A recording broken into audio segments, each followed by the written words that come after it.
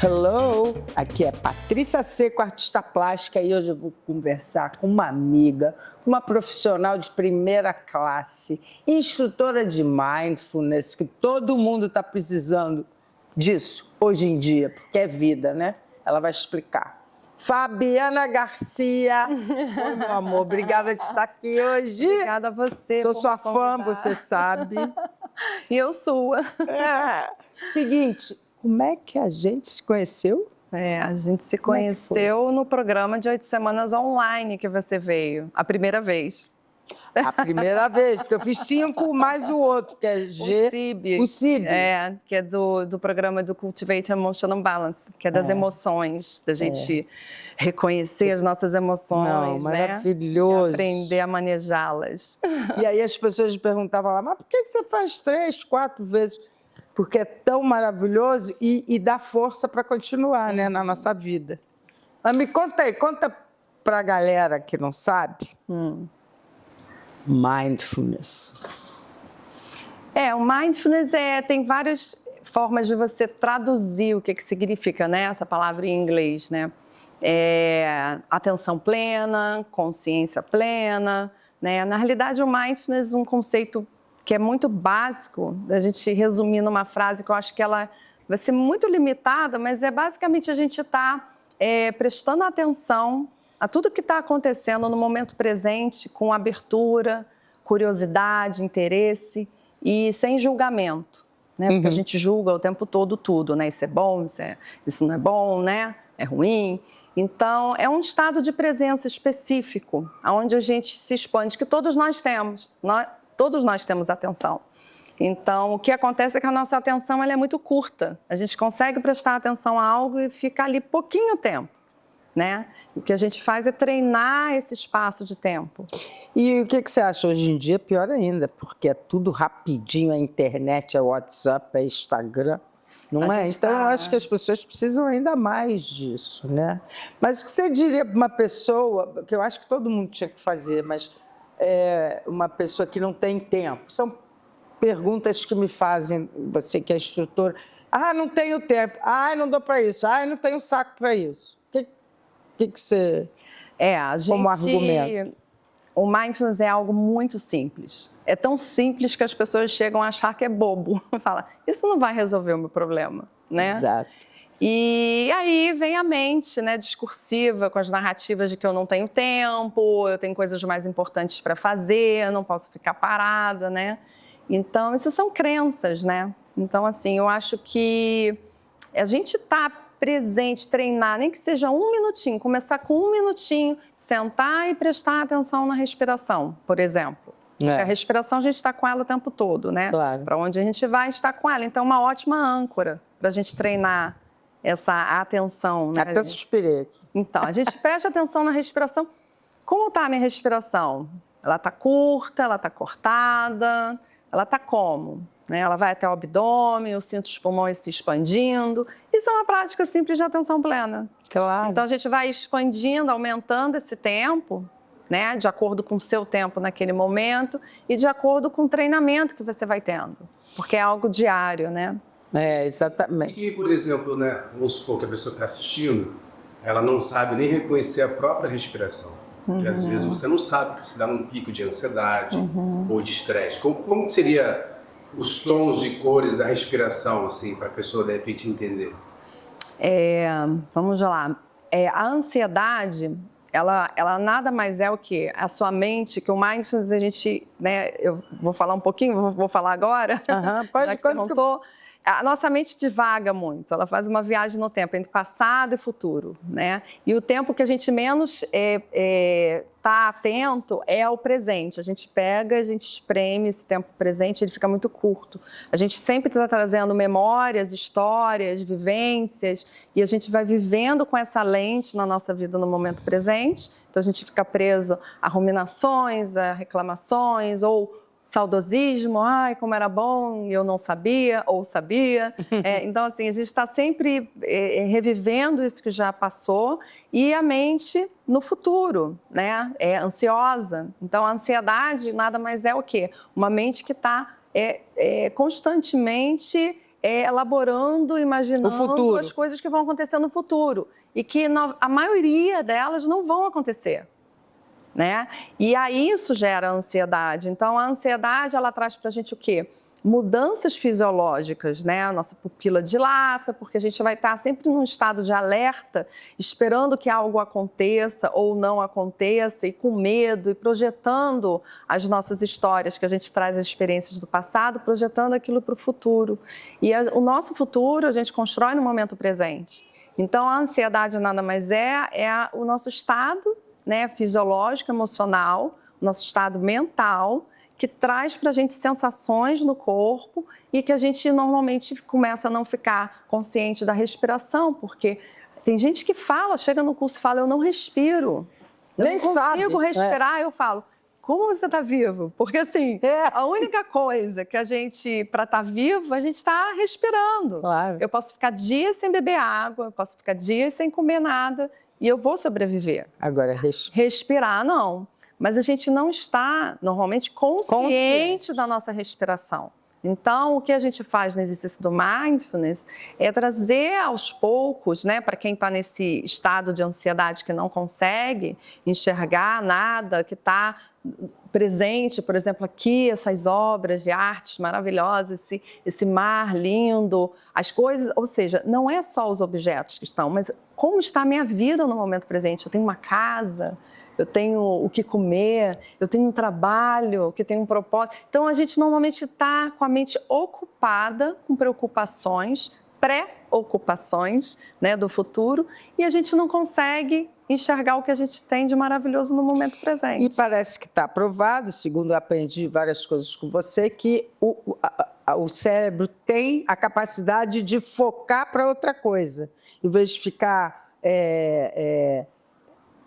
remoendo a coisa ruim do futuro, assim, foca em coisa boa, né? A gente tem essa capacidade, né? Com esses exercícios que ajudam, claro. Sim, então, quanto mais a gente vai treinando, porque vou chamar de treinamento, tem gente que chama de técnicas, enfim, isso para mim é um estilo de vida, na realidade. Claro. Então, quanto mais você vai praticando no dia a dia, mais esse espaço de presença vai sendo ampliado. Então, mais você vai percebendo as coisas que estão presentes no momento, né? No agora, aqui, agora. Isso. Então, mais você vai aproveitando e apreciando uma flor, uma relação. E mesmo nas situações que são desagradáveis, você, com o seu estado de presença ali, você presente, você consegue encontrar algum aprendizado naquela experiência. E não ficar, isso é desagradável, eu quero sair daqui. Porque a gente não treina isso, tá? No desconforto. Então, nada mais é também treinar em conseguir encontrar um conforto dentro do desconforto. Que assim a gente vai tendo mais resiliência, flexibilidade. E aí é muito importante a parte do não julgamento, né? Tem uma pesquisa de Harvard que fala que a gente... Isso já tem um bom tempo que essa pesquisa saiu, se eu não me engano, em 2010... a nossa mente divaga, né, como eu falei, mas quanto mais a gente divaga, ela é infeliz. Quanto mais a gente está entre passado e futuro, mais infeliz a nossa mente vai estar. E o nosso estado mental é que define a nossa vida. Porque como eu penso, aonde eu coloco a minha atenção é a minha realidade. Então, se a minha realidade, meu estado mental está no problema, só na desgraça, só nos conflitos, e você vivenciando isso a cada momento, a sua realidade é essa, né? Então, essa pesquisa de Harvard mostrou que a gente divaga mais ou menos, naquela época, 45% do nosso tempo. Nossa! A nossa mente. Isso naquela época que não tinha tantos estímulos como a gente tem hoje, que é Instagram, os aplicativos, é o WhatsApp, é um monte de mudanças que a gente tem que o quê? Treina a nossa mente para estar pulando de uma informação para outra, da gente estar pulando de uma coisa para outra. Então, mas a gente tem essa capacidade, nossa mente, de desfocar disso e vir para a coisa boa daqui do momento. Daí os exercícios, que eu até vou contar uns que são muito legais, assim, escovar o dente com a mão esquerda. Não posso, não dá para falar. Eu adoro aquele que anda. Ou andando lentamente. Andando lentamente. Nossa, como é bom, faço isso na praia. É uma delícia. Tem vários, né? tem a da respiração, né? Bom, mas não vou falar porque isso é a aula dela. Pode mas eu já falar. fiz tantos. Uma delícia, você pega o papel, fecha o olho e vai sentindo a sua respiração. Tem uns que né? Tem outros calminhos. Enfim, adorei. E eu queria agora que você falasse assim, a diferença, porque eu também faço meditação, né? Transcendental. Explica uma diferença, porque eu acho que tudo ajuda, né? Mas o mindfulness, na minha cabeça, é mais completo, porque é tudo, né? É da hora de você acordar, a hora de você dormir, depois que você, né, saca exatamente o que é o mindfulness. E a meditação é aquele momento ali. Agora, para você, qual é a diferença? Você não medita porque você já medita no mindfulness? Essa pergunta ela é ótima para poder desconstruir a ideia de que mindfulness é meditação. Muita gente acha que mindfulness é meditação. Mas não tem nada a ver. Mindfulness tem a ver, porque tem meditação dentro do mindfulness. Mas mindfulness não é meditação. Mindfulness é a forma como você está na vida, é a forma de estar na vida. Então, a gente, que foi até, você começou a falar dos exercícios, a gente tem práticas formais, que a gente chama que são as práticas, são os áudios, né? Que a gente, e a pessoa senta e aí presta atenção à condução, seja os órgãos internos, seja o corpo, a parte externa, seja uma meditação da bondade amorosa, que temos a meditação da bondade amorosa. Mas a gente tem as práticas informais, que é essa que você trouxe, que é escovar os dentes com a mão não dominante. E aí você percebe, quando você pega para fazer algo que você não está acostumado a fazer com aquela mão, não é a sua dominante, você automaticamente traz a presença. Então, o que a gente quer é treinar a presença. Então, a gente sugere abrir a porta, né, com a chave, com a mão não dominante, mudar de lugar, posição onde você senta, que normalmente a gente tem aquele lugarzinho que a gente senta sempre para fazer as refeições, mudar o lugar da cama com parceiro ou parceira. Falar assim, vamos trocar. Com meu marido. Já tentei. Aí, quando eu viajo, troco, entendeu? Então, são exercícios que são do cotidiano, é no dia a dia, é quando a gente está comendo, é tomando banho. Então, é essa a diferença do mindfulness com uma prática, por exemplo, do MT, né? Que é a meditação transcendental, que é muito boa também, funciona muito bem, que as pessoas falam, não tem melhor ou pior, gente. Tenho vários alunos da meditação transcendental que falam, nossa, é completamente diferente. São coisas diferentes. Claro. A meditação transcendental, você tem lá o seu mantra, né? Tem o seu tempo e faz daquela forma, aquele tempo. Então, tem uma disciplina aí que é interessante para você também ajuda isso, para você ter disciplina para quando você vai para a vida. Então, ajuda muito. Mindfulness não é esvaziar a mente, porque as pessoas falam, eu vou esvaziar a mente. Não, isso é MT, né? Para tentar não ter pensamento. Exato. É o contrário, a gente tem que focar para ir para o positivo no mindfulness. Eu diria que o mindfulness não é ir para o positivo. O mindfulness é você recepcionar o que está se apresentando no momento presente. E às vezes não é algo positivo. Às vezes você está vivendo um conflito, um problema. E aí a sua mente, seu estado mental vai mostrar como está o seu estado do corpo e você vai tomar consciência daquilo acolhendo. Porque quando você expande esse espaço, você cria esse espaço na sua mente, na realidade não é esvaziar a mente e nem se identificar com o problema, ficar pensando nele. Quando você cria esse espaço, é como se tivesse espaço, você começa a ver soluções, você começa a ter insights, né, de como você pode resolver aquele problema. Ou não, mas fica mais tranquila. Fica mais tranquila. Se o problema não tem uma solução... Aceitar aquilo. Estou falando até de mim, mas você fica mais tranquila, aceita. É o acolhimento. Que não é resignação, que muita gente confunde. É isso. O mindfulness, você tem um papel muito ativo. Já teve alunas que falou assim, nossa, Fabiana, eu achei vídeos seus na internet e aí eu vim fazer o programa com você, porque eu vi que você não é aquela coisa zen, fala calma. Você passa tranquilidade, mas você é ativa. E eu falo para as pessoas, é uma construção que se faz de que quem pratica mindfulness, é uma pessoa muito calma, zen, é hippie, vai virar hippie, né? Nada então, a ver. assim, não tem nada a ver com isso. E yoga? Yoga é um mindfulness em movimento. Não é? Isso. Total, porque quando você Adoro. está praticando, na realidade, você pode praticar mindfulness em tudo na sua vida, né? Tudo. Quando você está dirigindo. Então, desde que você entenda que é você convidar gentilmente a sua mente estar presente naquilo que você se propõe a fazer, com gentileza, com abertura, sentindo as sensações, estando em contato com o seu corpo, como está meu coração, como está a temperatura do meu corpo, é você estar presente naquele momento. Agora, eu vou só contar uma coisa engraçada, porque eu tentei que o Sérgio fizesse. Sérgio é meu marido. Aí a gente vai para Búzios. O dia que eu fiz isso, falei, mindfulness, melhor coisa da vida. A gente vai para Búzios, aí tem trânsito. Aí, meu Deus, assim, chega atrasada. Aí eu assim, não adianta falar, porque ele vai continuar a ficar assim.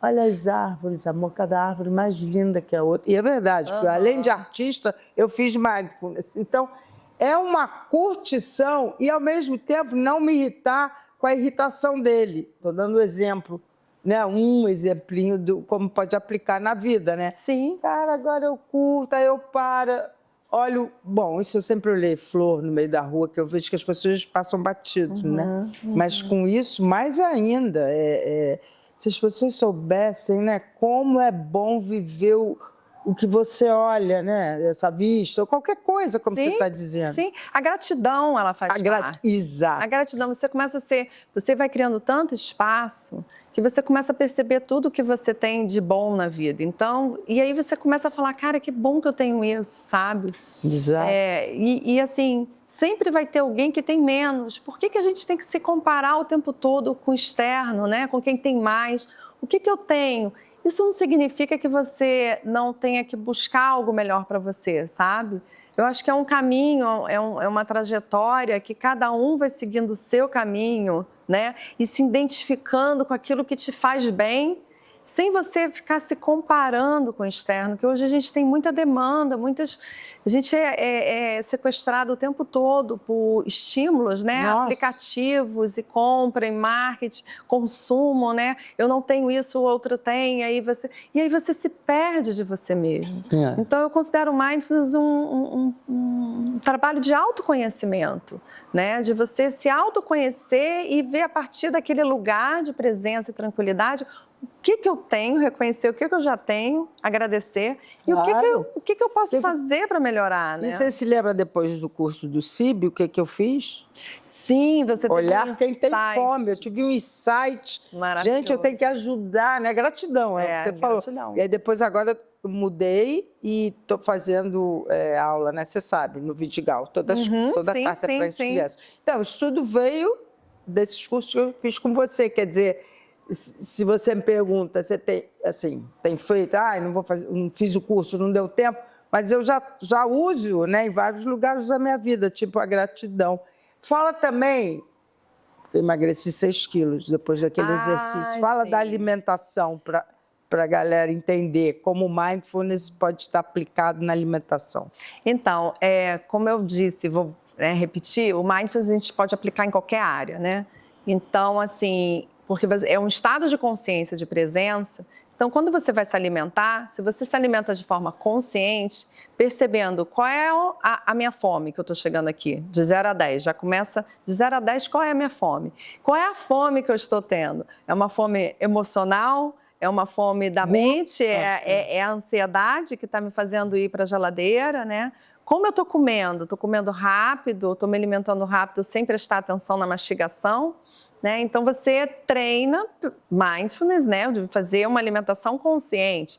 E aí a gente pede para repousar o talher, mastigar a comida, trazer a consciência, olhar o seu prato, ver as cores, apreciar, porque a gente tem vários tipos de fome. Então, saciar esses tipos de fome, que é do olhar, né? Dos sentidos, né? O cheiro, sentir o cheiro do alimento. E aí você está mais presente. E aí, muitas vezes, o que acontece? Que você, quando está no meio do prato que você fez, às vezes você já está saciado. E aí você percebe, eu não preciso comer tudo, então se eu já estou saciado. E a gente carrega muitas crenças, né, Patrícia? Nossa. Na época dos nossos pais, muita gente deve se identificar com isso, botou no prato, tem que comer tudo. Até o final. Tem gente passando fome. Frases desse tipo que a gente carrega, né, que a gente traz, faz com que a gente, então, vire o lixo, né, do alimento. Eu tenho que, então, botar tudo para dentro porque tem gente passando fome. Em vez da gente fazer ações sociais, que é o que você está fazendo, eu não preciso. Primeiro que a gente volta, começa a botar o alimento com mais consciência no prato.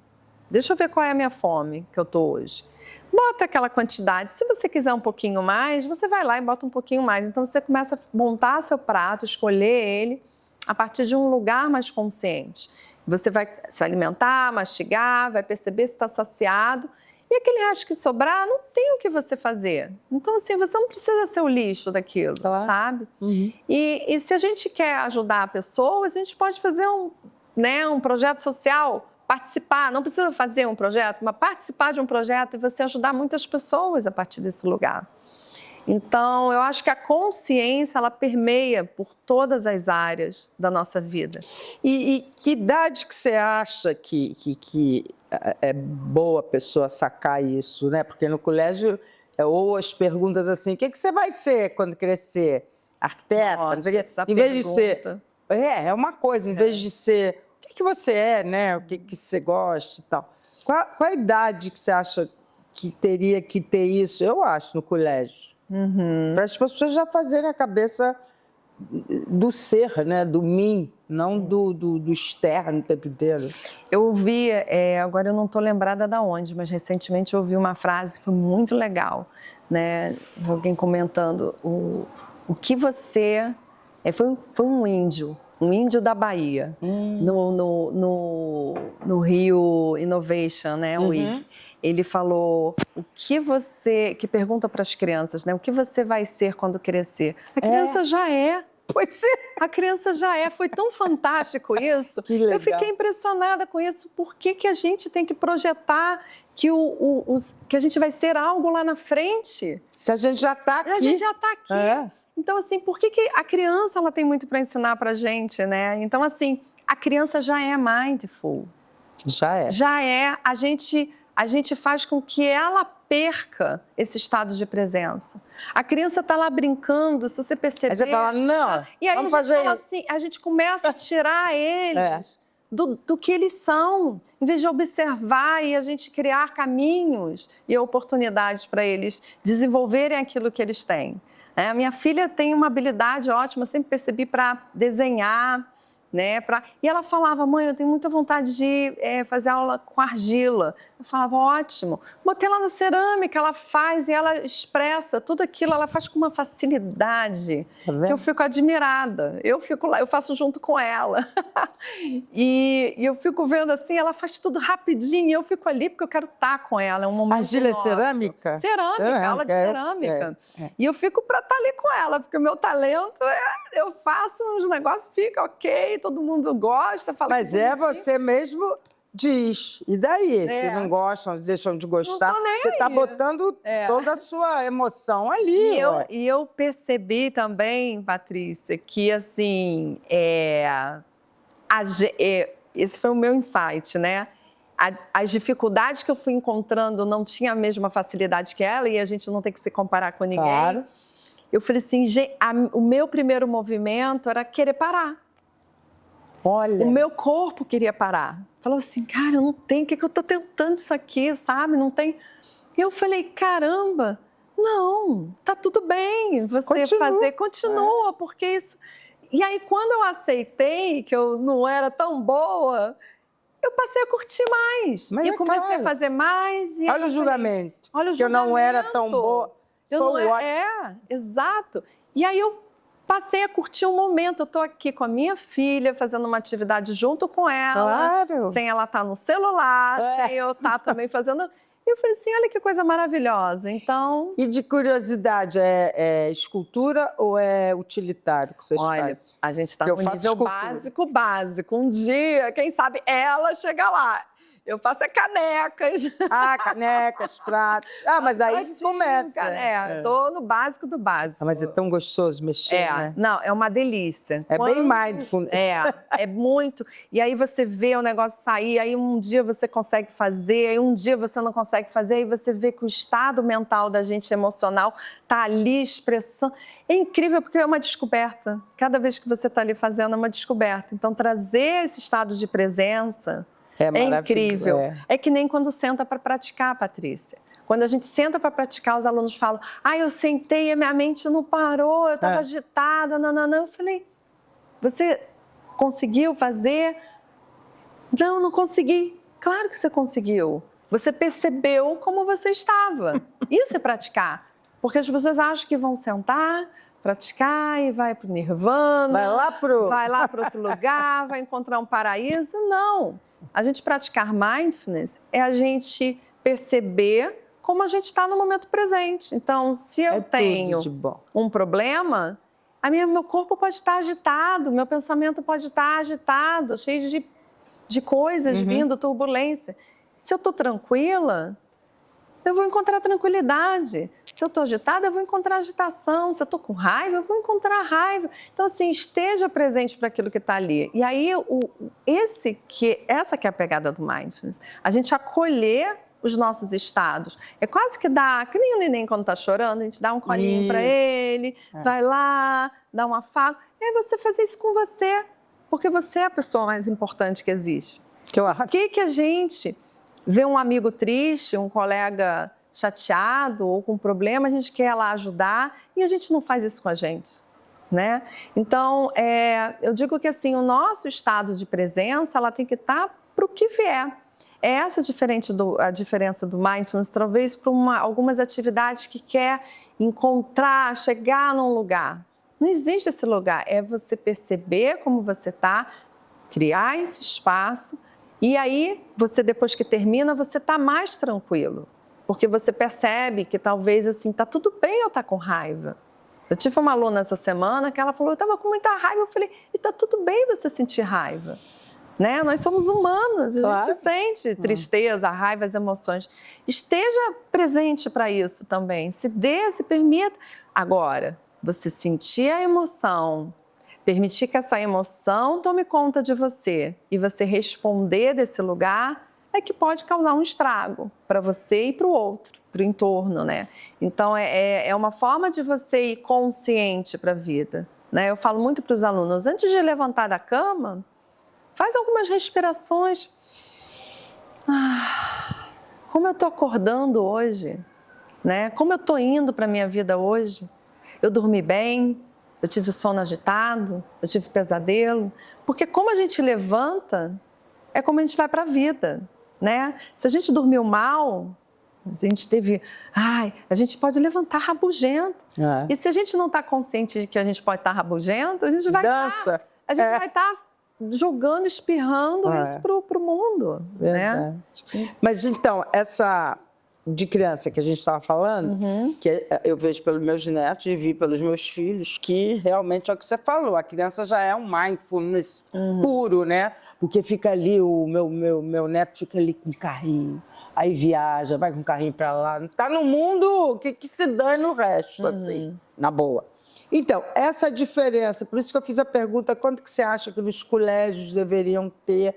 Porque aí depois ele vai crescendo, ele vai começando a notar que a vida vai levando eles para sair disso. No maternal.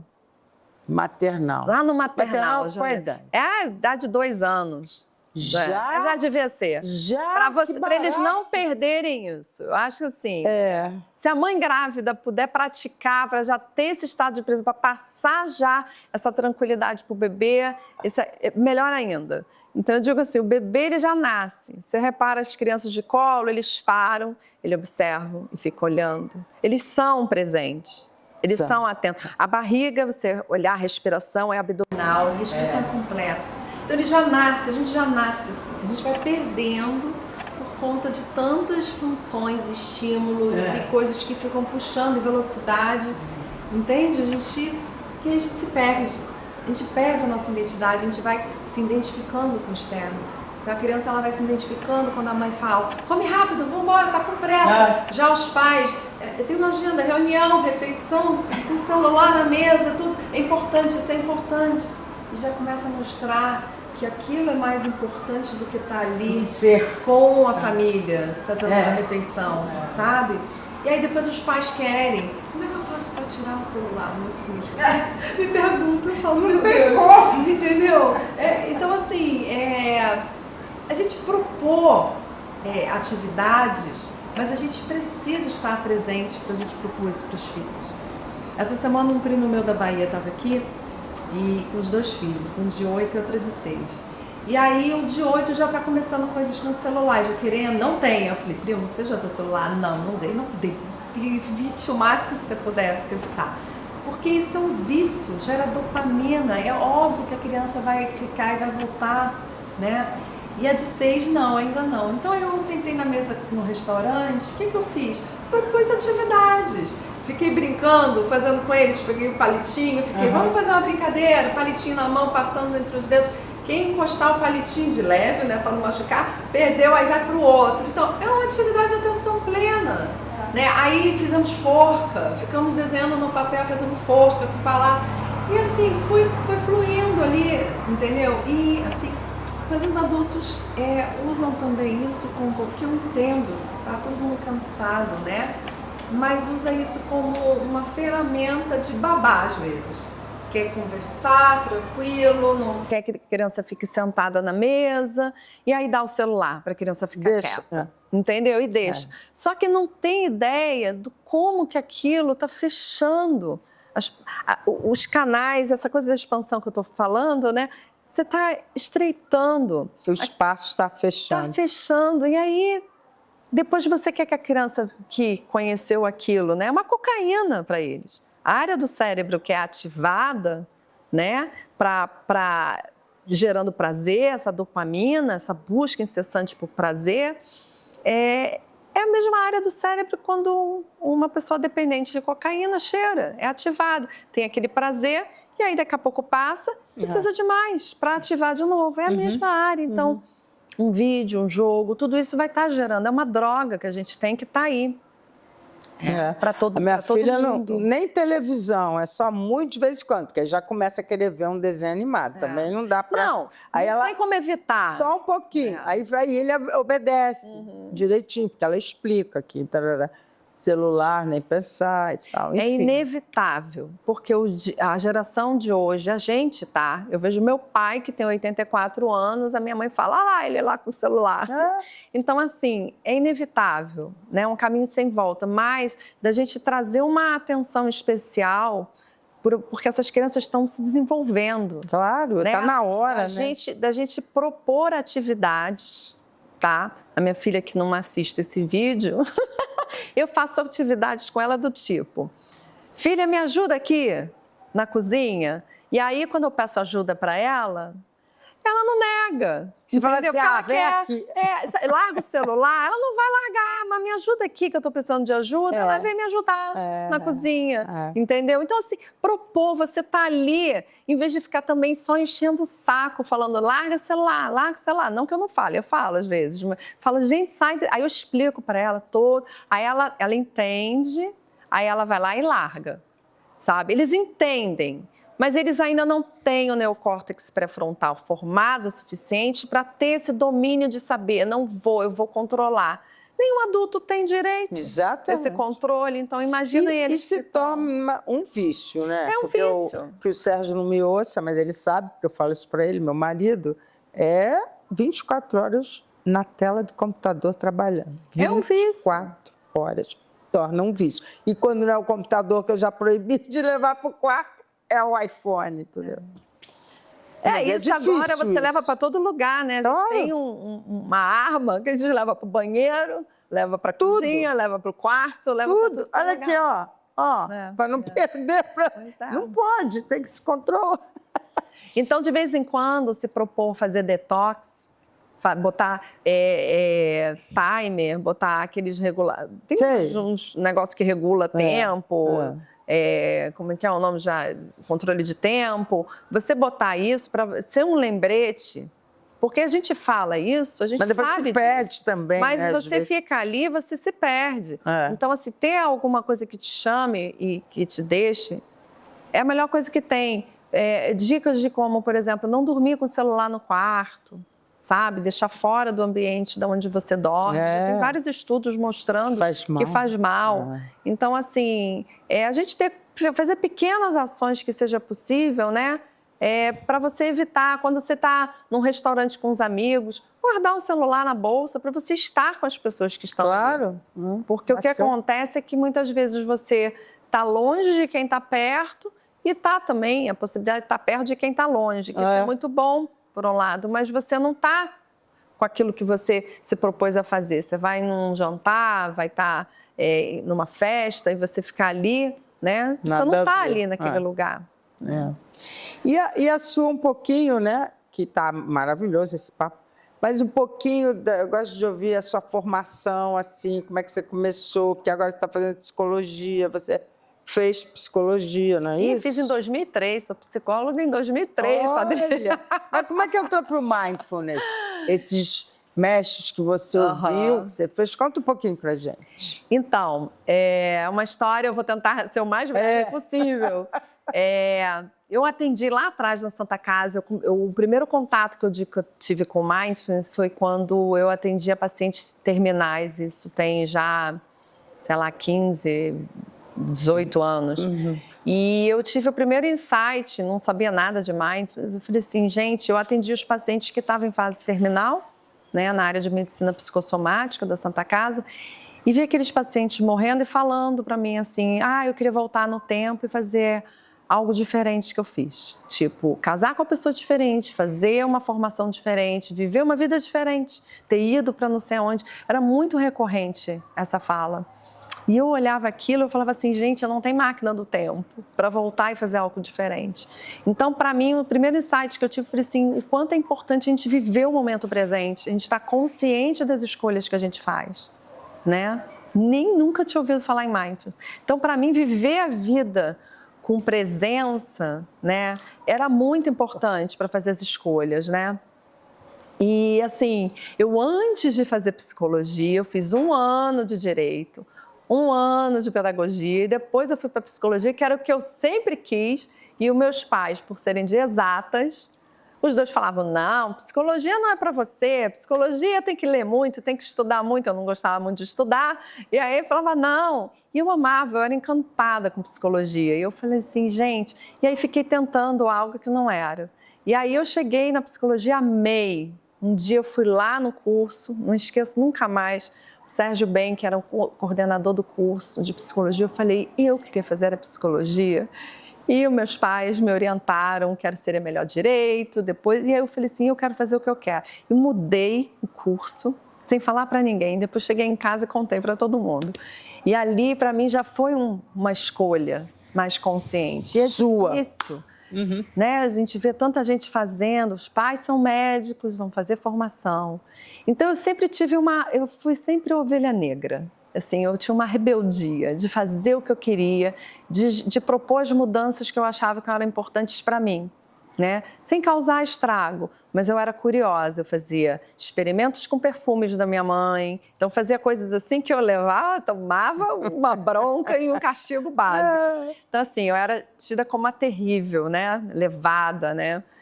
Então, assim, essas mudanças, essas propostas, esses rompantes que eu tinha, hoje eu enxergo que isso era eu buscando viver a minha vida.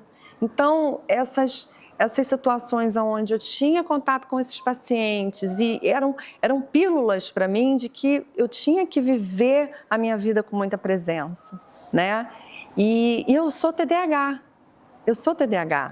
Olha que coisa, né? Sou TDAH. Tem gente que jura que eu não sou, mas eu sou TDAH. Não é, não parece. E eu era muito agitada. Eu andei com 8 meses, Patrícia. Explica, tem gente que não sabe o que é TDAH. É transtorno de déficit de atenção e hiperatividade. Eu tinha o H também, porque tem gente que é só TDA.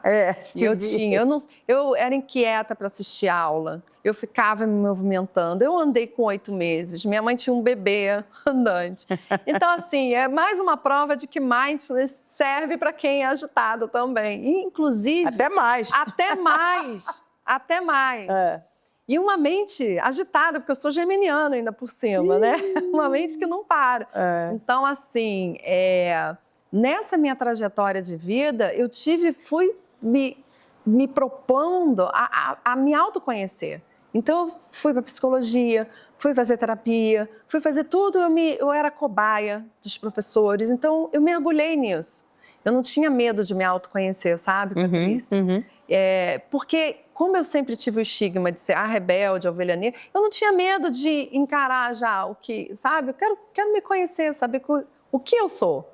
Claro. E aí, mais tarde, eu entendi que eu não era nada de ovelha negra, eu não era nada... Eu era uma pessoa que queria viver a vida só via as formas diferentes, e queria fazer diferente. Então, fiz a psicologia, fui trabalhar com recursos humanos, trabalhei em ambiente corporativo por quase 20 anos. Na realidade, eu nunca parei, porque até hoje eu faço alguns trabalhos de mindfulness no corporativo, para as empresas, e aí lá eu fui conhecendo a humanidade, você se depara com um monte de ego, né? Um monte de pessoas que vestem, vamos, né, metaforicamente falar, ternos, defesas, cargos, nomenclatura. Nós somos seres humanos, temos a mesma base. E o que a gente quer, todo mundo quer ser feliz. Não é a felicidade aquela de, estou feliz. Não, é um contentamento, é um estado de presença e tranquilidade, sabe? De presença na vida. E diminuir o sofrimento, porque todos nós, né, temos algum nível de sofrimento. Claro. Tá? Então, assim, essa prática de mindfulness é milenar. A gente não fazer referência a isso é muito importante. Milenar. Então, assim, é milenar. Então, isso o Jon Kabat-Zinn, o Jon Kabat-Zinn pegou toda essa experiência do budismo, tornou a prática, o protocolo laico, para que servisse para todos, não fosse atrelado a uma religião, e onde você pudesse simplesmente praticar, né? Então, a minha trajetória, ela veio toda de eu começar a entrar na minha dor humana, né, indo para a dor humana. Em 2011, é uma empresa multinacional que eu era diretora de RH. Eles decidiram fechar as operações no Brasil. Era uma empresa espanhola, aliás, catalã. E eu passei o ano de 2011 demitindo pessoas. Então... Por que eu fiz menção, né? Você vem, a gente vai fazendo uma costura, né? A minha trajetória, ela passou por vários momentos na vida, mas são pontos de mudança que são significativos para o nosso aprendizado, para o nosso desenvolvimento. O que eu olho como sofrimento foi o que me fez chegar aqui onde eu estou hoje. Foi, né, eu me deparar com mindfulness. Então, assim, eu tive uma depressão em 2012. Eu tive uma separação também que foi muito desafiante para mim em 2011, com uma filha pequena, 2 anos e meio, uma filha adolescente, né? Eu tendo que trabalhar muito para me sustentar e sustentar a casa, manter tudo. Nada extraordinário. Todo mundo tem alguma história parecida ou pior, sabe? Não tem nada de diferente. Mas tudo isso, eu fui vendo, eu falei, eu preciso... ser mãe, eu preciso ser profissional, eu preciso estar na vida de uma outra forma. E a depressão, apesar das pessoas acharem que é algo muito ruim, é um mergulho profundo. Você pode pegar e ir lá no fundo do poço e se reerguer, sabe? Você pode pegar aquilo e aprender muita coisa.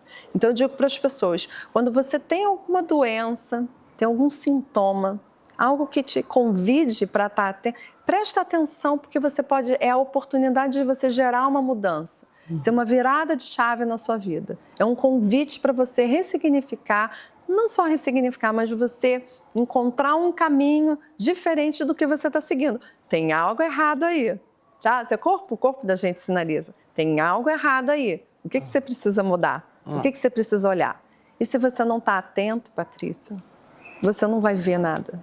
Você vai estar tá triste, está com depressão, os amigos vão estar te levando na melhor das intenções. Vai estar te levando, vamos sair, vamos jantar, vamos viajar. E aí você volta para o seu lugar e você está lá naquele vazio, sabe? Porque você não aprendeu a estar com você.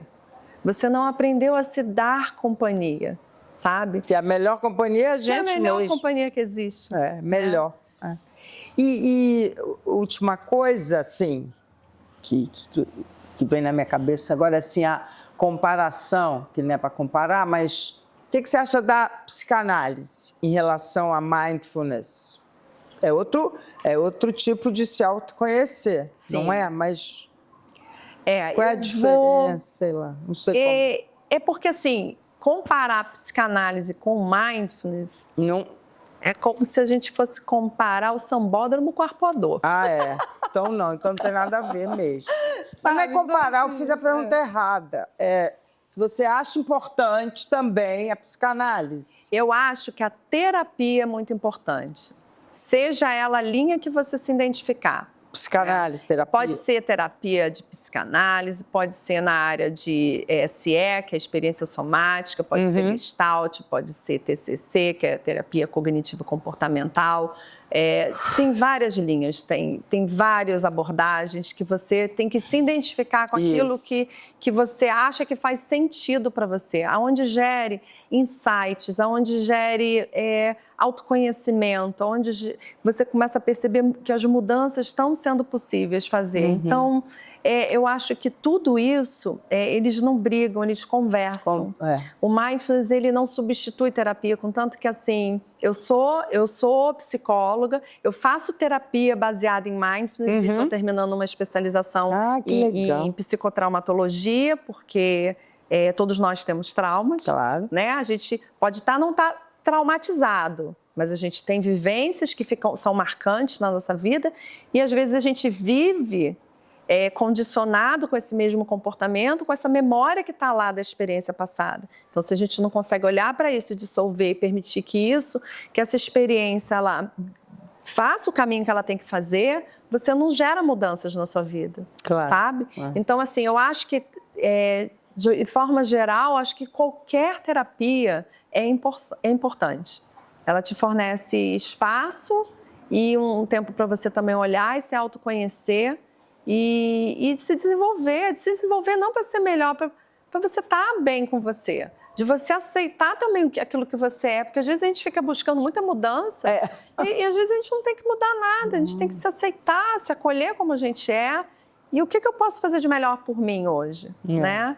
E o mindfulness, ele vai ser eu digo assim, ele é uma terra, um adubo para você florescer. A terapia vai ser a aguinha que vai te ajudar. Então, contanto que muitas pessoas, psicólogos, terapeutas, me encaminham para as pessoas fazerem um programa de 8 semanas, porque ele ajuda no processo terapêutico. Eles falam, Fabi, nossa, os meus pacientes chegam aqui num estado de consciência muito mais aberto de tudo que ele está vivendo. Então, na realidade... Está sentindo, né? Vai sentindo, então potencializa. Eu, quando eu faço um atendimento terapêutico, né, baseado em mindfulness, a pessoa ela tem insights, ela percebe. Né? Eu tenho atendido muita gente que está vindo para mim com pânico.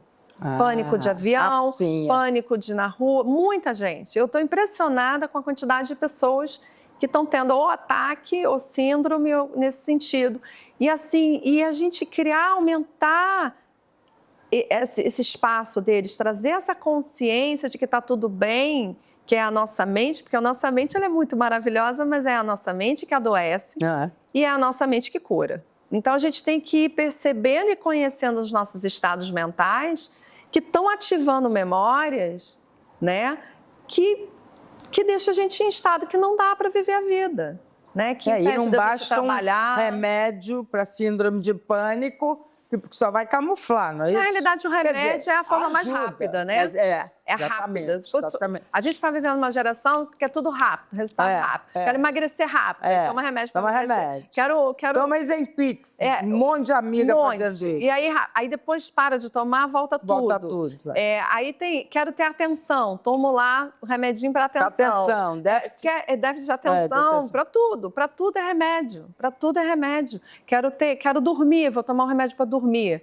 Então você acaba vendo pessoas tomando remédio para ficar focado, para dormir bem, remédio para ansiedade, remédio para pânico.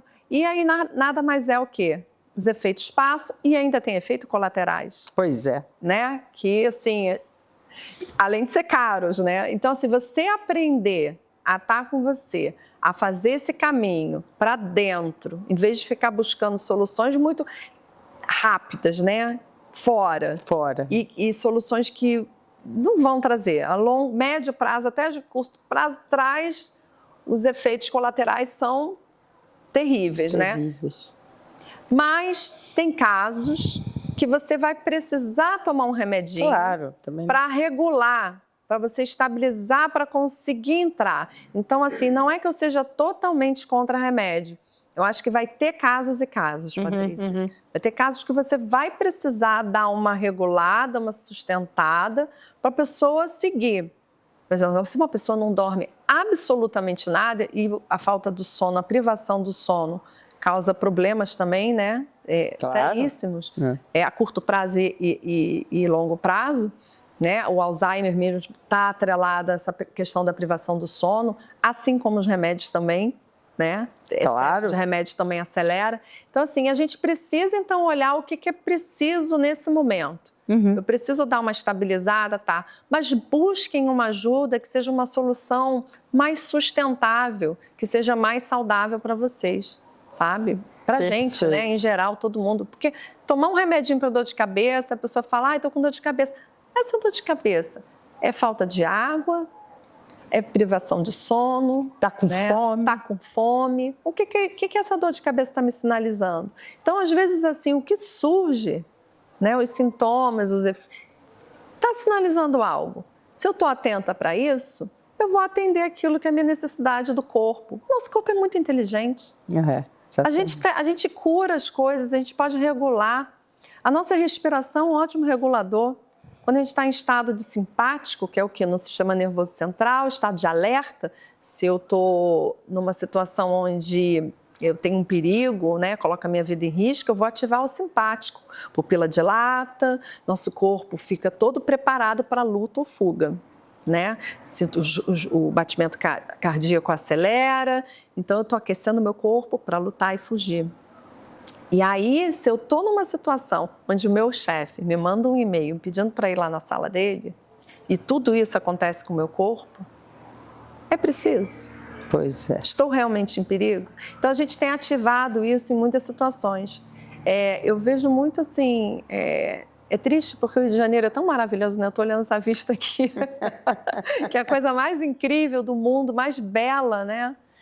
E a gente anda com medo no Rio. Então, assim, só o fato de, às vezes, andar na rua, a gente fica com um estado de alerta.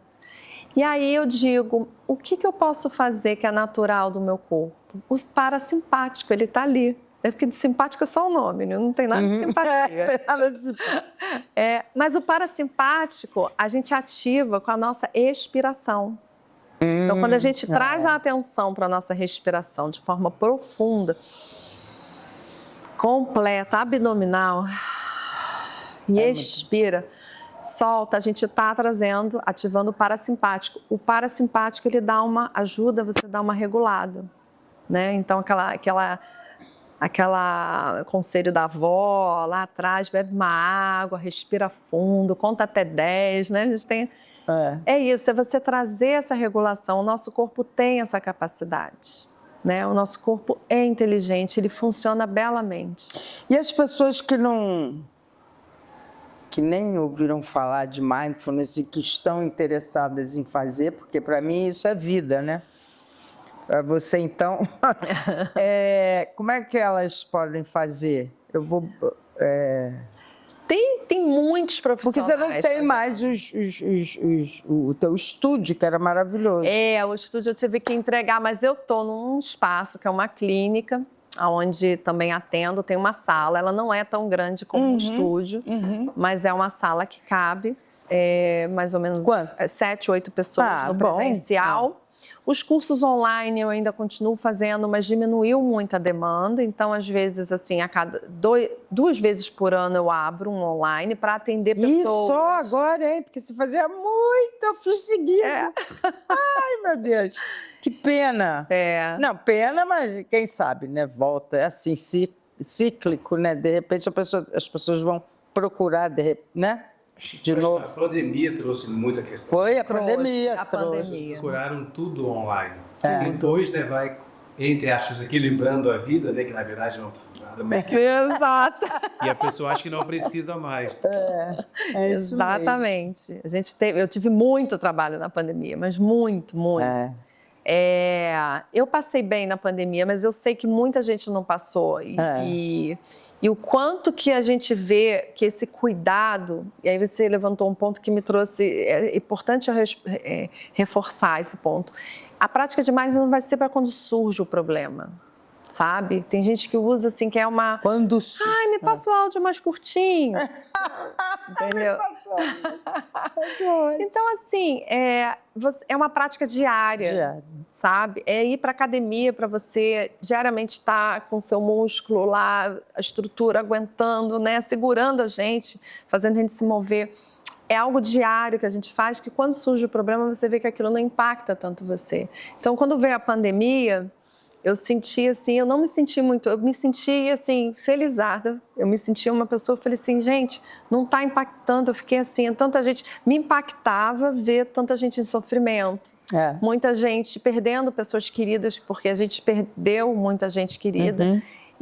Mas a questão da minha mente, eu não sabia o que ia acontecer e eu não ficava projetando, sabe, algo que poderia... Eu vivia cada momento era um momento, cada minuto, sabe? Então eu falei assim, nossa, se eu puder levar isso um pouco para as pessoas, porque a gente não sabia o que ia acontecer, ninguém sabia. Então na pandemia eu pude ajudar muita gente, isso me deu, né? Eu pude compartilhar, ajudar é uma palavra muito assim, eu pude compartilhar tudo isso que eu aprendi para mim, que me fez muito bem na minha vida, né? Me ajudou na depressão, me ajuda com TDAH, me ajuda com tantas coisas na vida para lidar com situações de mudança. E aí, na pandemia, eu pude ajudar, mais uma vez, vem ajudar, compartilhar isso com as pessoas. E eu fui uma delas, graças a Deus, por isso que eu fiz tantas. Muito bom. Me ajudou muito, Fabi.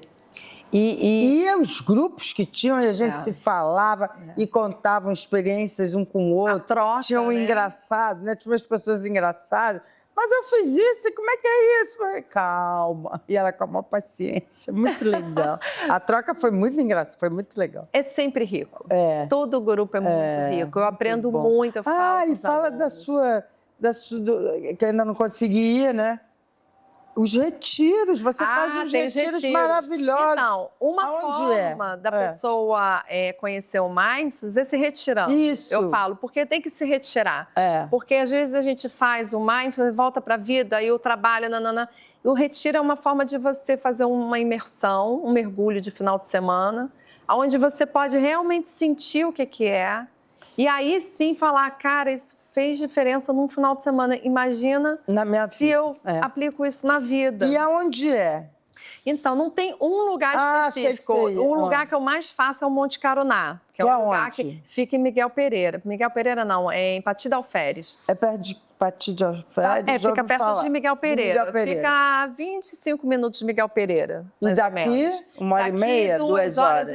2 horas e meia. E aí é sexta, sábado, domingo? Aí, geralmente, o pessoal vai sexta, final do dia. Como? De carro, vai de carro. Individual. Pode ser individual, pode ser em grupo. Amigo, o que acontece? Quando tem o grupo, fecha, eu crio um grupo. E aí, lá a gente abre para compartilhar carona para quem quiser dar carona, para quem precisa de carona. Eu quero ir. E se a pessoa não pode nem ir né, com alguém, aí geralmente tem gente que a gente indica profissionais motoristas que possa levar. Quem não pode ir de carro com um motorista, a gente indica onde pega o ônibus, onde salta e como faz para chegar. Então, assim, a gente dá essas orientações. E é mindfulness, tem yoga, tem caminhada, geralmente tudo. tem mindfulness. Aí o mindfulness lá vai ser na alimentação, a gente faz um jantar sensorial incrível. Aquele da uva, daquele exercício. A gente venda os olhos, a pessoa come, sente o cheiro da comida, ela experimenta mesmo, experienciando mesmo aquele alimento no momento presente, desde a textura, o cheiro, explorando os outros sentidos que a gente normalmente não explora. Maravilhoso. Quando vai ser o próximo? O próximo vai ser dia 20, 21, 22 de setembro. Tem poucas vagas, mas temos ainda vagas. Vou ver. Temos poucas vagas, mas temos. E eu vou fazer junto com o Luiz Augusto, da Casa de Padre Pio. Claro, me ajudou no olhar. Quem tem fome, direto. Você conhece o Cláudio Castilho, meu amigo? Não vive conheço. lá no Padre Pio, ele faz coisas. Eu convidei ele para participar desse meu retiro e ele aceitou o convite. Vai ser uma honra ter ele, fazer junto com ele. 20, 21 e 22 de setembro. Se liguem, porque eu vou ficar ligada, porque eu acho que é o intervalo que eu tenho antes de sair. Vai ser muito bom ter você lá, Patrícia. Deus. Temos poucas vagas, mas temos. E outro em novembro, que esse vai ser um retiro com mais silêncio. Né? Vai ser mais... eu só recomendo esse para quem realmente está praticando. Quem é praticante e vem praticando, para instrutor, porque eu formo instrutores. Eu sei. Hoje no Rio de Janeiro tem vários instrutores que foram formados pela Parceria Humana. Muito legal. Que dão programas. Então, assim, alguns instrutores que fizeram a formação vão vir. Não precisa ser instrutor, pode ser praticante, né? Mas tem que estar com a prática em dia. Porque vai chegar lá, a gente vai entrar numa prática mais profunda. Entendi. E vai ter silêncio. Para mim é melhor o outro, porque a minha vida está assim. Por isso que eu fico querendo saber quando é que você vai ter, para eu voltar para essa coisa, apesar que eu sou artista, eu tenho meus momentos de mindfulness, mas antigamente eu estava mais, confesso. Você pratica a prática informal. Porque a gente tem a informal e a informal. Exatamente. A informal a arte é uma prática de mindfulness. Você você trabalha a criatividade, você trabalha a inovação, você cria um espaço que você... E esse espaço ninguém entra, engraçado, a gente esquece de tudo, só ali. É bom demais. Fabi, querida, adorei, olha que linda a orquídea, que ela sabe que é a flor que eu mais gosto. E ela também. Eu também, a minha preferida também. Obrigadíssima, adorei. Obrigada a você, Patrícia. Imagina, muito amor, bom estar aqui com você. E vocês estavam de cara com a seco, ainda estão um pouquinho. E em breve, Fabiana Garcia, a pessoa do mindfulness que eu adoro. Tchau.